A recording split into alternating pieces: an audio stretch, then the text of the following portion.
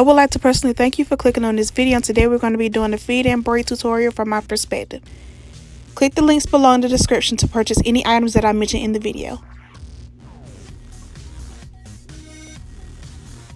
So now I do have 2 videos out on how to do feed and braids. But this video is a little different because I'm doing it from my perspective. I recently did braid to the scalp tutorial from my perspective, so I wanted to do the feed and braid from my perspective. Hopefully this is easier and you can see what I'm doing from my perspective as if you were braiding. So right now I'm putting some shine and jam on the sides of the braids, well, on side of the parts. This helps you with gripping, and it also slick down any hairs that is sticking up. I will put a link in the description of where you can purchase the shine and jam from, just in case there's not any in the area that you live in. Right now I'm smoothing in the product. And I will also link in the description of where I purchased this comb from, because this comb, when I tell you, is the best. It's like the best comb I've ever used. It's really strong. It's helps your parts to become cleaner, and it's an overall good quality comb. So I will link that in the description below for you to purchase as well. In the mannequin, you can also click the link below.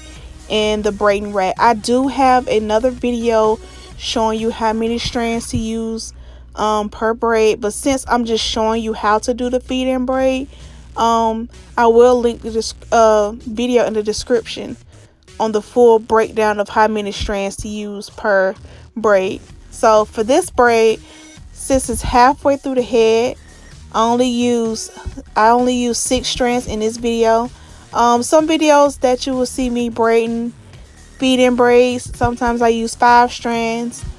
No less than 5 strands and no more than 6 for the most part, unless the person wants their hair to be braided extra long, then you add extra strands down the braid. So I am reusing this hair. It's from the knotless braid tutorial because who's about to use some fresh new hair for a tutorial? Like, no, I'm not using that. So I'm reusing some hair, so don't talk about me too bad. It's the same way as I'm doing a regular cornrow.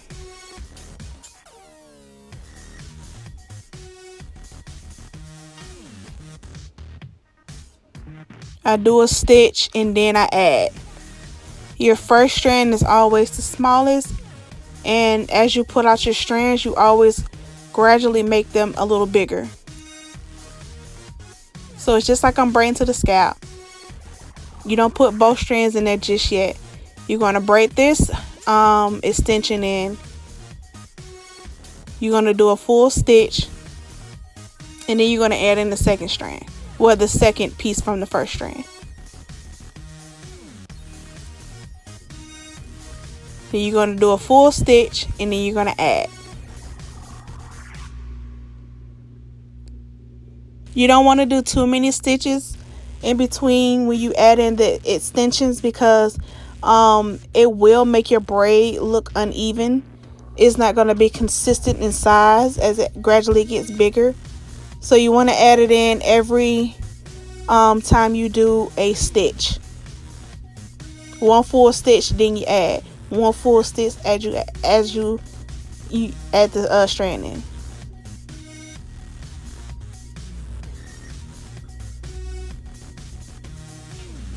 I don't know how to do, well, I don't have the concept of doing stitch braids down pat, so I don't know if I am going to be doing that.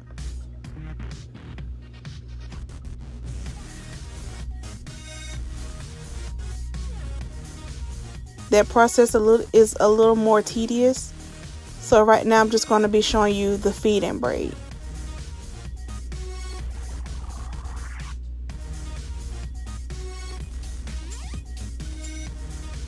And this hair that I'm using, it is the Spectra brand. I love the Spectra and the Queen Bee Beauty brand braiding hair. So far so good. There's no itching, no it's full, like it meets my standards. And also I have other braiding hair that I use that you will see me use on this channel from different companies.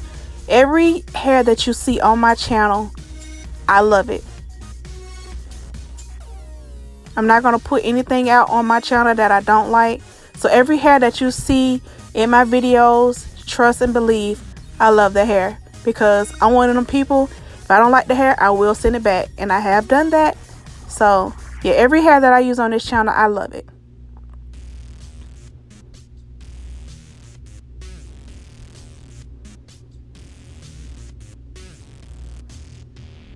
You always take your other hand with your hand and just hold the first strand, and then you're going to add in the second piece from this strand. Like I said, I only use 6 because it's halfway through the head. If it's braids going back, I use like cornrows, like regular straight back cornrows, I use 9 strands. Unless the person wants the hair super long, then I continue to add hair on the ends. But I do have a breakdown of that. I will link those videos down below for you guys to watch.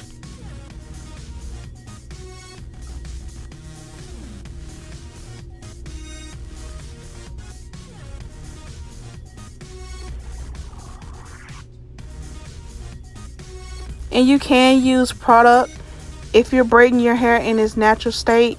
You can use product to smooth your natural hair to blend in with the extension. Because there are some people who don't like blowing out their hair. But for me, I like you don't have to necessarily blow out your hair, but just have it stretch. So when you get this style, your braids will last longer. You see how it starts off small and gradually gets bigger? That is what you want. You want the braid to look as natural as possible and as full as possible. And I'm not going to braid all the way down, but just like I was just showing you how to do the feed-in braid from my perspective to see if it's a little easier, because I was getting comments on my how to braid to the scalp video saying that they want to see it from my perspective. So I said, let me go ahead and do the feed-in braid from my perspective to see if anybody, you know, catches on with this method.